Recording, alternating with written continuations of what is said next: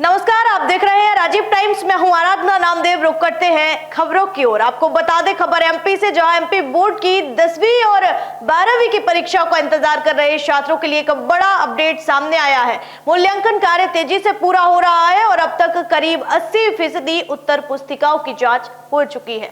CM Mohan Yadav ने भी result को समय पर जारी करने के निर्देश दिए हैं। ऐसे में उम्मीद की जा रही है कि मई के पहले सप्ताह में परिणाम घोषित किए जाएंगे और जिन जिलों में मूल्यांकन कार्य बाकी है वहां अधिकारियों को जल्द से जल्द कार्य पूर्ण करने के निर्देश दिए गए हैं।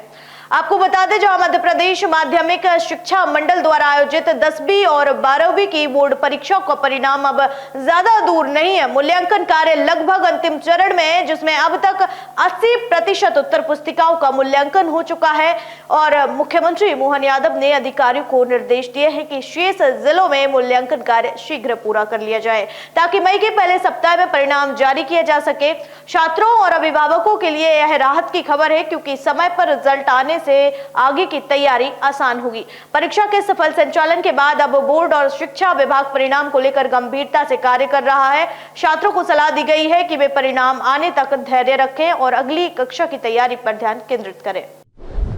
तो बता दें आपको अगली खबर मध्य प्रदेश से, जहां मध्य प्रदेश में शिक्षक बनने का सपना देखने वाले युवाओं के लिए एक बड़ी राहत की खबर आई है। जहां प्रदेश में आगामी 20 से 29 अप्रैल के बीच प्राथमिक और माध्यमिक शिक्षक चयन परीक्षा का आयोजन किया जाएगा। इस परीक्षा में प्रदेश भर से लगभग 1,60,000 अभ्यर्थी भाग लेंगे। परीक्षा को लेकर व्यवस्था पूरी कर ली गई है और परीक्षा प्रदेश के 13 शहरों में होगी। यह परीक्षा 2 शिफ्टों में आयोजित की जाएगी। पहली शिफ्ट सुबह 9 से 11 बजे तक होगी और दूसरी शिफ्ट दोपहर 3 से 5 बजे तक। परीक्षा में शामिल होने वाले अभ्यर्थी 3 दिन पहले अपना प्रवेश पत्र डाउनलोड कर सकेंगे। आपको बता दें, जहां मध्य प्रदेश में शिक्षक चयन परीक्षा को लेकर भी तैयारियां पूरी कर ली गई है, तो वहीं 20 से 29 अप्रैल तक होने वाली इस परीक्षा में कुल 1,60,000 अभ्यर्थी हिस्सा लेंगे। परीक्षा का आयोजन प्रदेश के 13 शहरों में किया जाएगा। यह परीक्षा 2 शिफ्टों में होगी। सुबह की शिफ्ट 9 से 11 बजे तक और दूसरी शिफ्ट दोपहर 3 से 5 तक रहेगी। परीक्षा केंद्रों पर सुरक्षा व्यवस्था सुनिश्चित की जाएगी। अभ्यर्थी परीक्षा से 3 दिन पहले अपना प्रवेश पत्र डाउनलोड कर सकेंगे, जिससे वे समय पर परीक्षा स्थल पर पहुंच सके।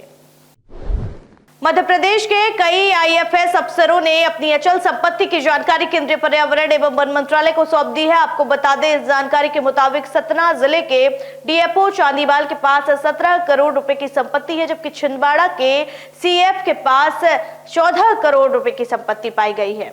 सबसे अधिक संपत्ति मोहनलाल मीणा के नाम है, जिनके पास लगभग 3 करोड़ रुपए की अचल संपत्ति है। मीणा का नाम विवादों में भी जुड़ा रहा है। उनके पास जयपुर, टोंक और भोपाल में संपत्तियां हैं। मध्य प्रदेश के आईएफएस अफसरों द्वारा सौंपे गए संपत्ति विवरण में कई चौंकाने वाली बातें सामने आई हैं। सतना के डीएफओ चांदीवाल के पास 17 करोड़ की संपत्ति है, जबकि छिंदवाड़ा के सीएम के पास 14 करोड़ रुपए की संपत्ति है। मोहनलाल मीणा के पास 3 करोड़ रुपए की संपत्ति है और उनके नाम सबसे ज्यादा अचल संपत्तियां पाई गई हैं। मीणा का नाम कई विवादों में भी घिर चुका है। तो वहीं आपको बता दें अगली खबर, जहां मध्य प्रदेश सरकार ने आईएएस अधिकारियों की पोस्टिंग के नियमों में बड़ा बदलाव करने का निर्णय लिया है। अब राज्य प्रशासनिक सेवा के अधिकारियों को सीधे आईएएस में प्रमोशन नहीं मिलेगा और गैर प्रशासनिक सेवा के अधिकारियों को आईएएस में पात्रता नहीं होगी। जी हां, इस फैसले के तहत राज्य सरकार एक साथ 16 अधिकारियों को आईएएस संवर्ग में प्रमोट करेगी। इसके लिए 8 पदों के लिए एक साथ डीपीसी होगी। इस फैसले से प्रशासनिक सेवा के अधिकारियों के लिए नए अवसर खुलेंगे, जबकि इससे पहले 2016 के बाद इस प्रक्रिया पर कोई निर्णय नहीं लिया गया था। मध्य प्रदेश सरकार द्वारा आईएएस पोस्टिंग के नियमों में किए गए इस बदलाव से राज्य प्रशासनिक सेवा के अधिकारियों के लिए नए अवसर पैदा होंगे। सरकार ने निर्णय लिया है कि अब गैर प्रशासनिक सेवा के अधिकारियों को आईएएस में प्रमोशन की पात्रता नहीं मिलेगी। साथ ही एक साथ 16 अधिकारियों को आईएएस संवर्ग में प्रमोट किया जाएगा। इसके लिए 8 पदों के लिए एक साथ डीपीसी होगी। यह बदलाव 2016 के बाद पहली बार लागू किया जाएगा, जब इस प्रक्रिया पर कोई निर्णय नहीं लिया गया था। तो चलिए आपको बता दें, जहां मध्य प्रदेश सरकार किसानों की आर्थिक स्थिति सुधारने के लिए अन्नदाता मिशन लागू करने जा रही है, वहीं कैबिनेट आज मिशन को मंजूरी देने वाली है। इस योजना के तहत किसानों की समृद्धि के लिए कई कदम उठाए जाएंगे, जिससे उनकी आय में वृद्धि हो सकेगी।